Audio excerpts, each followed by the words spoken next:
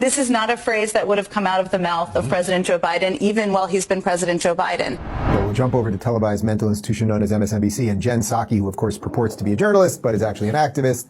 She was very pleased with one portion of Joe Biden's speech because it gives a little room for Kamala to do something. Take a look. The other thing that struck me, and I circled it when he talked about reforming the Supreme Court, because as Lawrence knows, as you all know, this is not a phrase that would have come out of the mouth of President Joe Biden, even while he's been President Joe Biden. And it was a reminder, I think, that leadership is about being consistent and people knowing what to expect from you. It's also being open to evolving. My God. I mean, they're saying the quiet part out loud that Joe Biden himself, if his brain was still in his head, would never be for expanding the Supreme Court, but he's handing the reins away. And now that she's basically saying that's exactly what Kamala is going to do. I take it that doesn't surprise you very much.